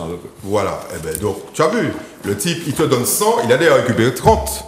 Donc, et puis le reste, évidemment, il va continuer à récupérer, puisque le produit que tu auras acheté, tu l'as acheté à un commerçant qui va lui-même subir un certain nombre de taxes, etc. Tu parles comme Martinez a parlé à Bruno Le Maire, et j'ai regardé ça hier soir. Bruno Le Maire savent ça. Ils savent ça. Il a dit, c'est le gars, il m'a fait le général, mais il arrive pour bien.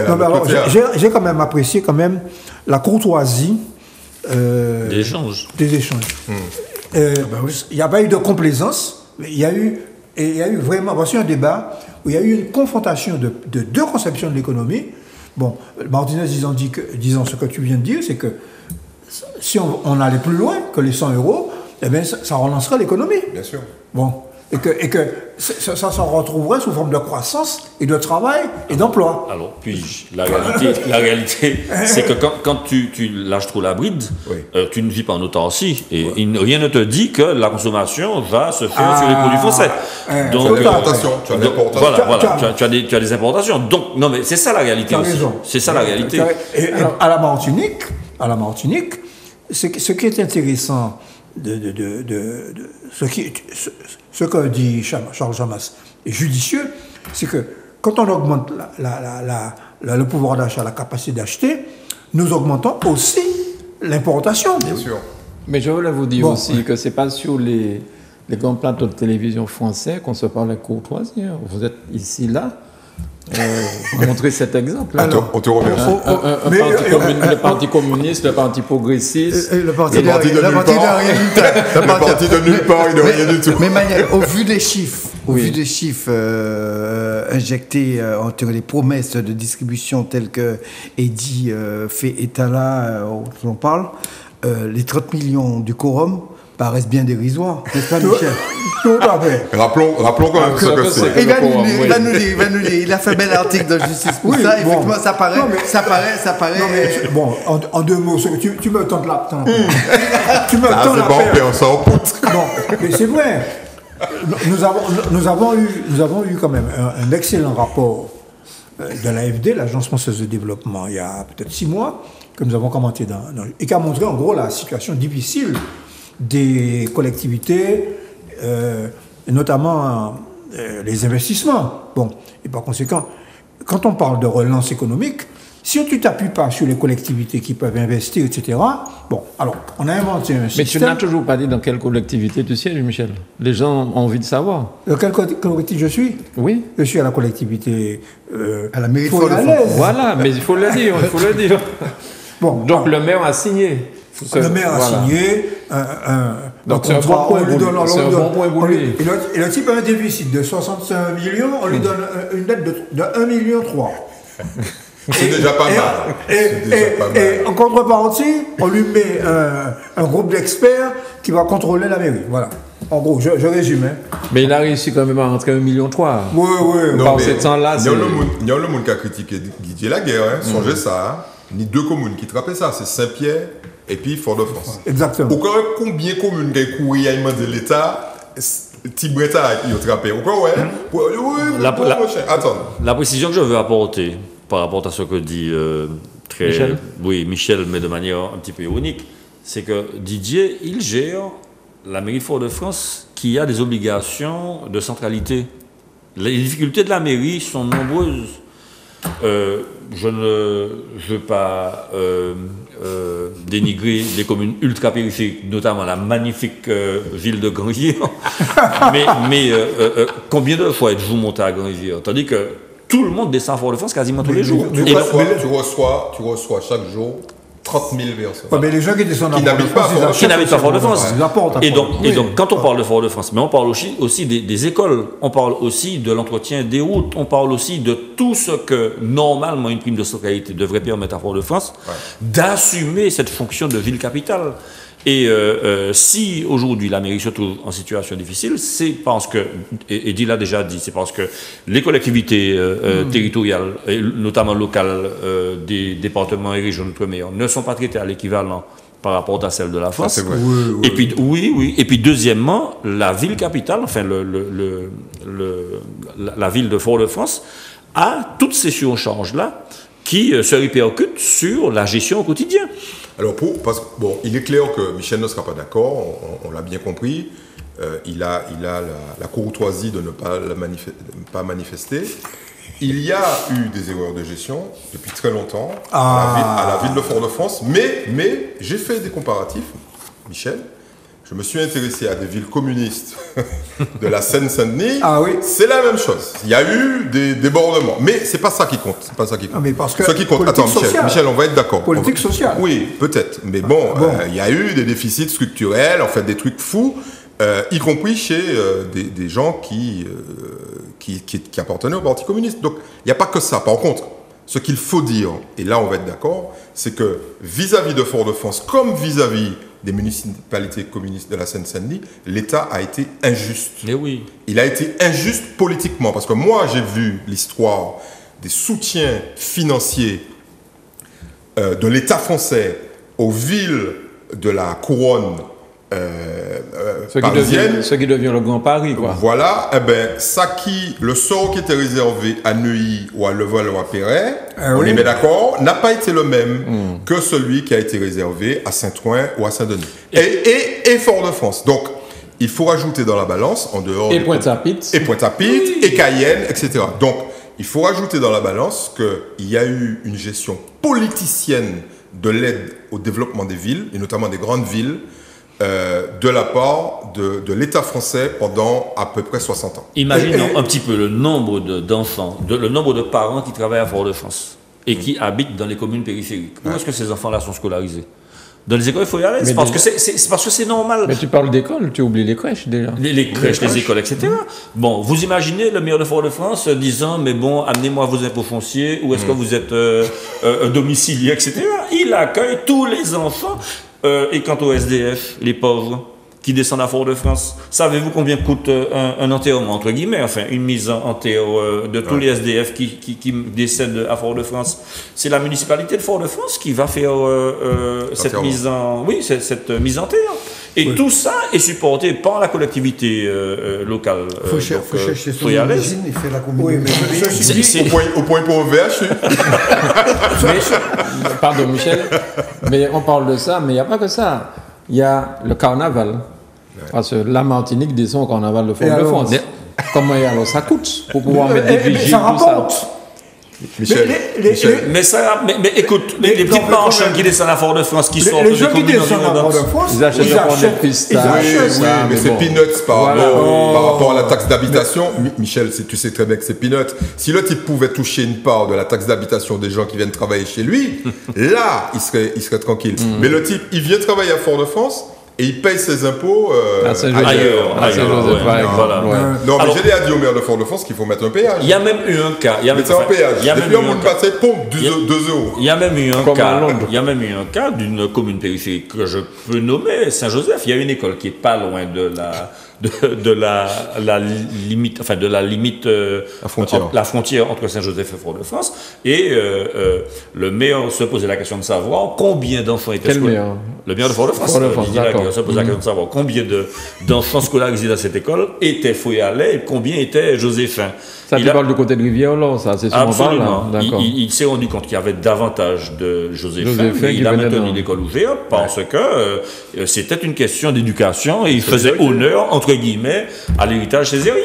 Mais tout ça fait que quand on est capital et qu'on veut faire un travail, entre guillemets, qui respecte, j'ai envie de dire, la volonté de centralité et puis le rayonnement de Fort-de-France, eh bien ça coûte de l'argent et, comme disait souvent Eddy, l'État français n'est pas suffisamment accompagnateur de ce genre de collectivité-là. Pour une ville de la même importance. Pour une ville de la même importance. En réalité, la situation de Fort-de-France découle à la fois, comme tu le dis, des particularités, du manque de ressources et de la fiscalité, etc. À partir du moment où vous avez une population qui a un taux de pauvreté important, la capacité contributive, la capacité de payer. Absolument. Et ça, c'est général pour toute la Martinique et pour tout l'outre-mer. OK? Bon. Ça, c'est une réalité. Ça nous ramène au débat que nous avons eu il y a quelque temps, lors des élections municipales. On voyait des gens promettre des choses qui étaient absolument impossibles de réaliser. Bon. Enfin, moins Shellcher, hein, parce que Shellcher, il y a beaucoup plus. Shellcher, Casse-Pilote. Casse-Pilote. Mais Shellcher, Casse-Pilote, c'est la tranche supérieure des revenus en Martinique. Voilà. Bon, mais ceci dit, il n'empêche que dans le plan de redressement, malgré tout, l'accent est mis sur la question du personnel. C'est donc ça. Moins de personnel signifie moins de services publics. Mais oui. Il est faux. 400, en tout cas, ils ont le garrot là, 400 emplois à supprimer d'ici 2025. Mais d'après ce que tu dis là, il est faux de dire que Casse-Pilote c'est une ville dortoir. C'est ce qu'on dit. Casse-Pilote c'est ville dortoir. Et les autres ont dit c'est là l'agent. Oui, parce qu'en fait, il y a des grandes maisons, de grosses maisons et beaucoup de gens qui sont contributifs à l'impôt. L'impôt foncier, l'impôt, la taxe d'habitation, la taxe foncière, toutes ces grosses demeures payent. Donc, la ville... Les services fiscaux publiaient jusqu'à il y a 2 ans un document qui était intéressant. C'était le niveau de revenus déclaré. Bien sûr, pas en commune. Et on voyait bien que c'était Casse-Pilote et Shellcher. Je l'ai là. Bon, je ne sais pas pourquoi ça n'est plus publié, d'ailleurs. Mais il y a des gens qui ont dû vous péter. Le maire a dû gueuler. et ces maisons-là ont des piscines. Donc, lorsqu'on a une piscine, on paye une taxe supplémentaire. Tout à fait. Tu connais bien la législation. Non, mais je vois, j'entends parler. On est en piscine. Non, on va pas ni idée. Non, mais ça, on n'a pas boire. Gros, mon épiment rouge, là, on est en piscine, c'est que vraiment envie. En piscine chauffée. Quand même. En piscine chauffée, oui. Tu as raison en disant ça. Je me rappelle à l'époque où j'allais au bal du club Pélé. Généralement, ça se passait à la fin des vacances. Et puis on dormait au Monde Rouge. On avait 2 laines pour dormir. Ouais.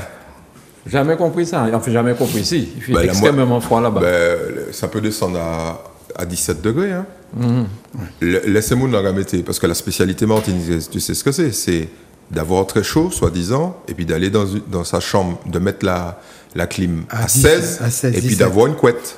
C'est ça notre En tout cas, les gens gagneraient à utiliser l'énergie solaire pour chauffer les piscines. Ça peut se faire à Monaco. Voilà. Là où il y aura une vraie révolution, qui est en cours d'ailleurs, c'est quand le solaire va être en capacité d'alimenter les clims.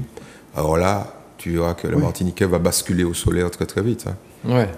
Alors, un conservatoire de musique dans ce théâtre devrait voir le jour en Martinique au plus tard en début 2023. Alors, je ne sais pas encore quel est votre avis sur ça, mais personnellement, je suis content. Ça fait tellement d'années que j'attends ça. Ça fait tellement d'années que je vais en France pour embaucher des cuivres, des lecteurs, pour pouvoir faire des concerts en Martinique. Il est surprenant que ça soit aujourd'hui que ce dossier arrive en réalisation. Un pays où on n'a pas donné une grande part à la culture et au sport est un pays qui est comme celui qu'on est là.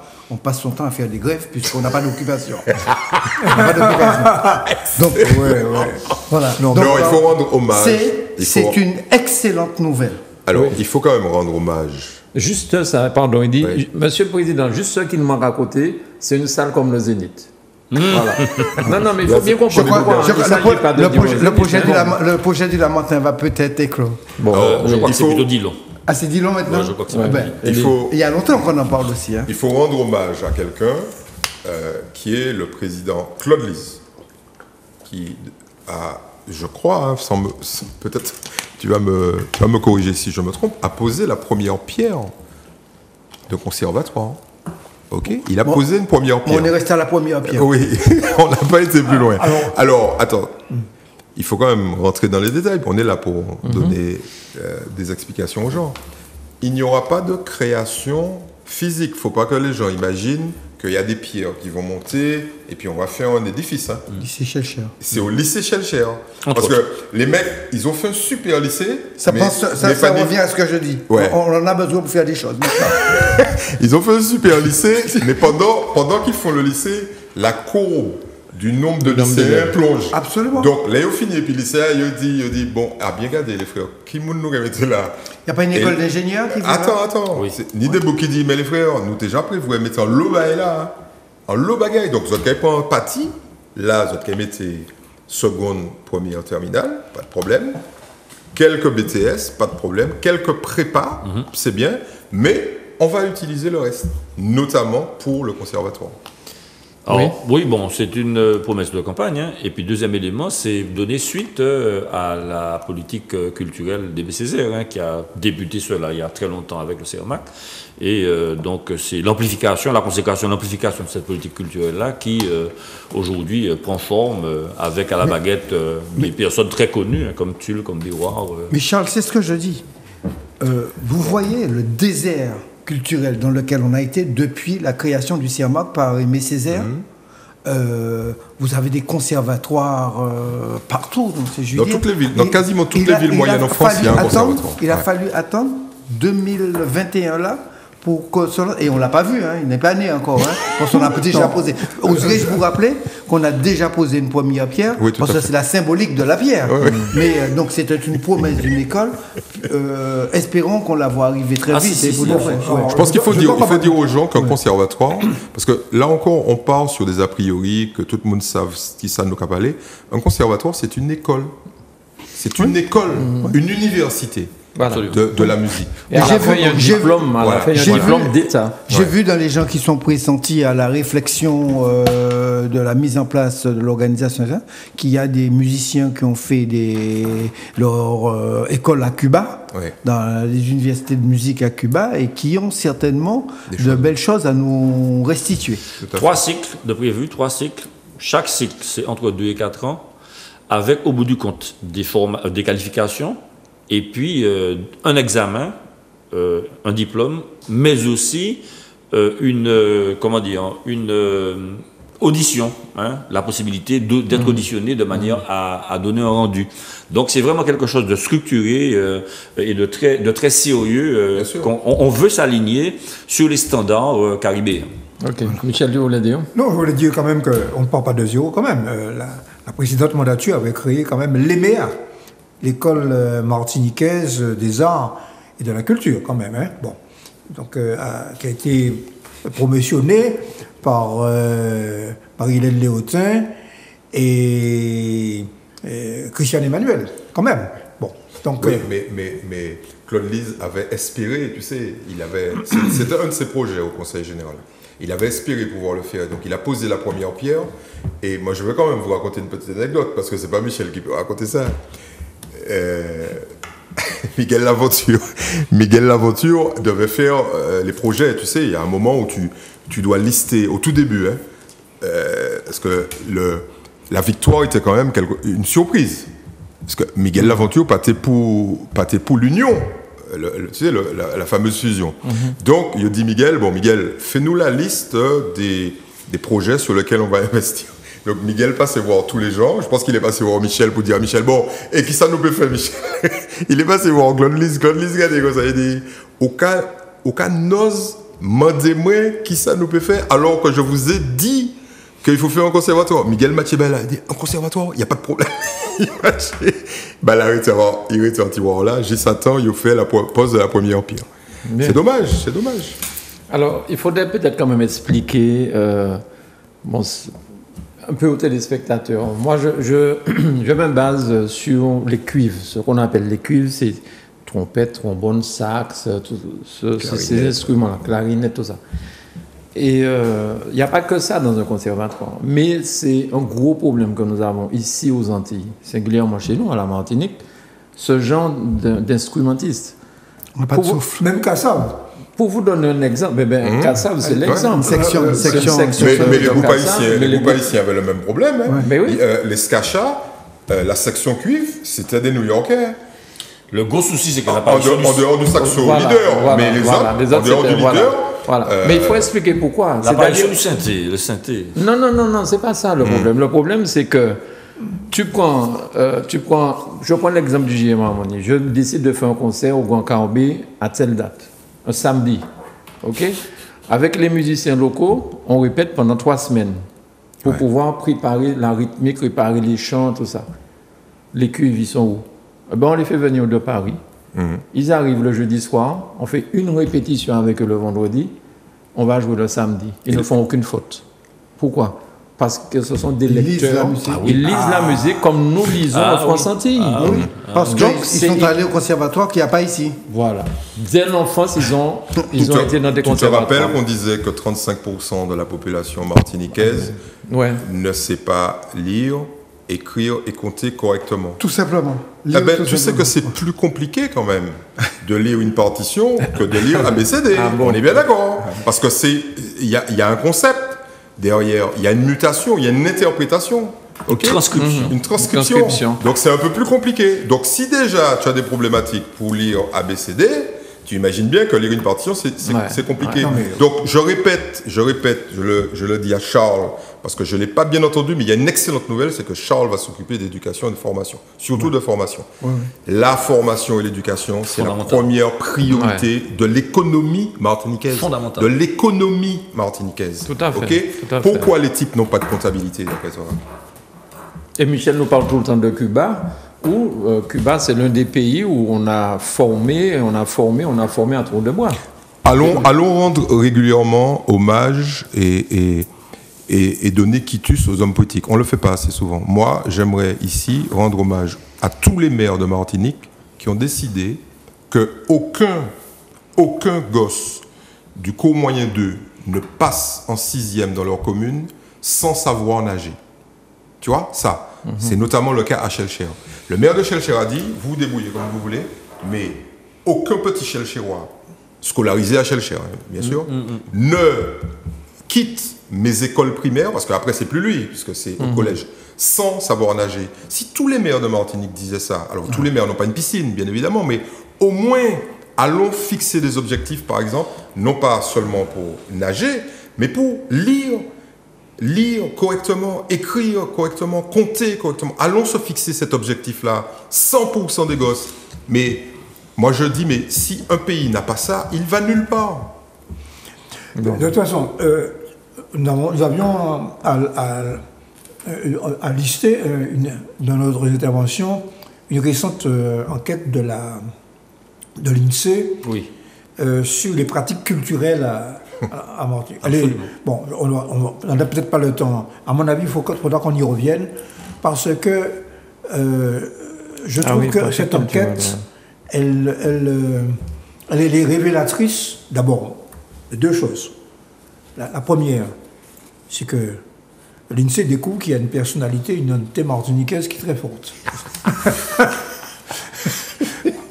Pas tirer à l'œil, Michel. Non, mais enfin bon. Pas tirer à l'œil, c'est bon. Nous avons le chantier Noël, nous avons tiens, on parlait du carnaval. Les contes, etc., etc. Et puis, la deuxième chose, c'est qu'il révèle des choses qui sont moins réjouissantes. La lecture. C'est la lecture. La faiblesse de la lecture et le fait qu'il n'y a que les gens d'un certain âge qui lisent la presse écrite. L'information, on parlait tout à l'heure de fake news en ce qui concerne la question de la vaccination. Les 16-39 ans, en majorité, s'informent sur les réseaux sociaux. Oui. Et ce que Michel dit est tellement vrai. C'est la culture, en fait. L'enrichissement de l'esprit par des exercices intellectuels. C'est ça, la culture. Ouais. Écouter de la musique. Je n'ai rien contre le ragamuffin, je n'ai rien contre le dancehall, j'en écoute. Mais est-ce que c'est un exercice culturel? Moi, je mets mon dancehall et je fais de la cuisine. Est-ce que c'est considéré... Pour moi, c'est du bruit. Est-ce que c'est considéré comme de la culture? C'est ça, la réalité. Ouais. C'est ça. Et surtout quand tu te mets à traduire... là, par exemple, il y a un exemple assez édifiant que peut-être que vous allez vous remémorer ça.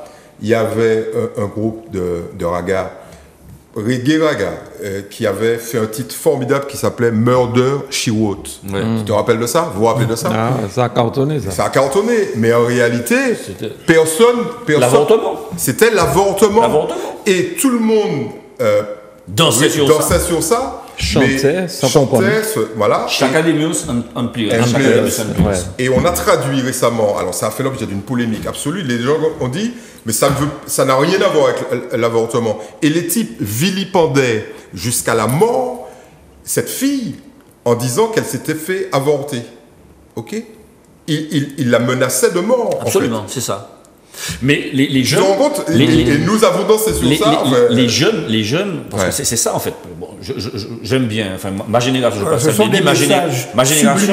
Ma génération, c'est celle du reggae. Bon, j'écoute du reggae. Ouais, comme ça a évolué, c'est devenu du ragamuffin, après c'est devenu du dancehall. Mais j'ai tout de suite le réflexe d'aller chercher signification, même les paroles, absolument. Et quand on parle à l'instant d'enrichissement de l'esprit par des exercices intellectuels, j'ai des amis athées qui font le carnaval. Je ne reproche pas de faire, mais ils se sont jamais posé la question que le carnaval, c'est carnivaler, c'est-à-dire avaler la chair pour ensuite faire un carême.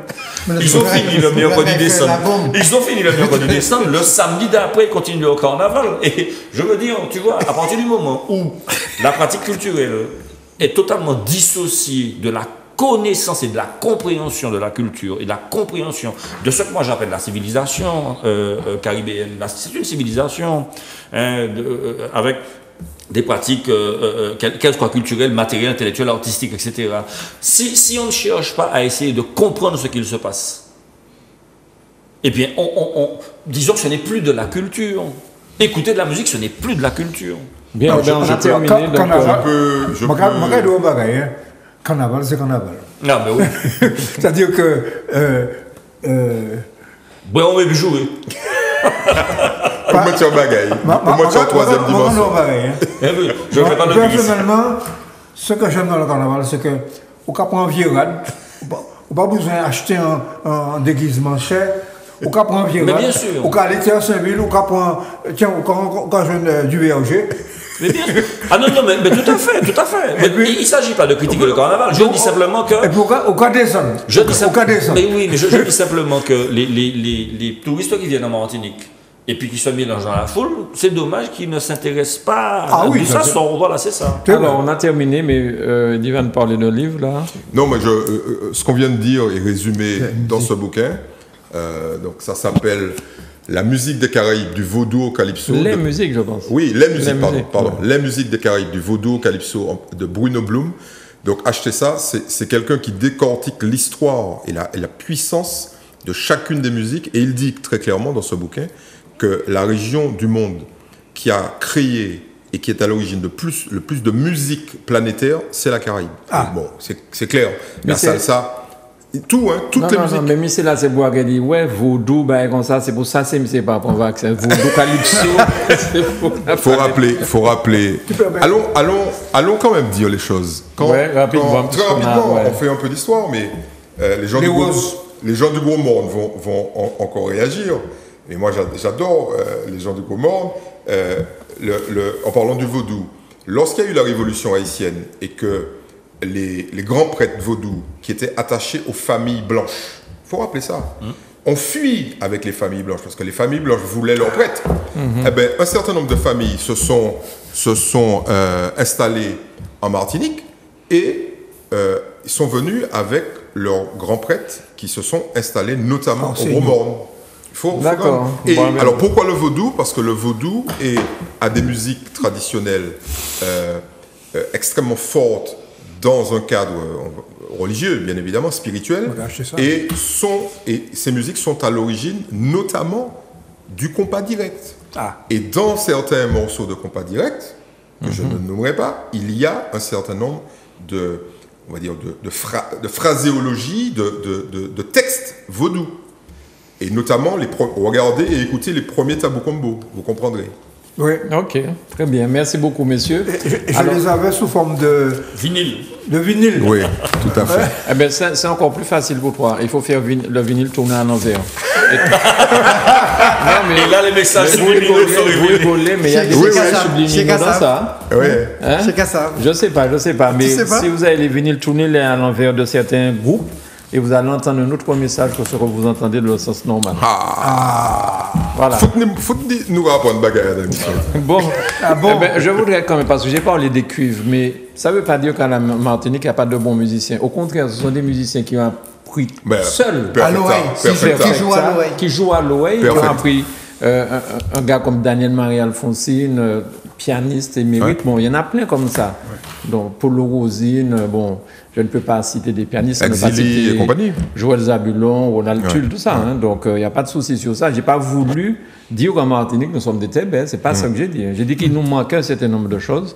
Et ce conservatoire, c'est bienvenu. Voilà. Enfin, juste une précision. Aujourd'hui, on est incapable de dire combien de jeunes Martiniquais partent faire des études de musicologie, etc. C'est ça. On n'a pas les statistiques. Mais le fils Vadleux, il a été à Cuba. Voilà. Il est voilà. Mayor Beauroy a été à Boston. Ouais. Voilà. Marc Cabrera. Exactement. A fait Cuba. Ouais. Voilà. Merci beaucoup, messieurs, une fois de plus, d'avoir éclairé les téléspectateurs. Martinique, Guadeloupe, Guyane. Hein, et puis, passez un excellent week-end. Il y a plus que ça. J'ai reçu, vous avez vu sur Facebook, il y a un type qui nous dit bonsoir, je suis en Haïti. Oui, Jean quelque chose, oui. Mais on reçoit des messages de vraiment de partout maintenant avec Facebook. Donc, la communauté Facebook, on pense à vous, continuez à nous aimer et à nous faire vos recommandations. Merci. Bon week-end, messieurs. Au revoir. Merci à beaucoup. Bientôt.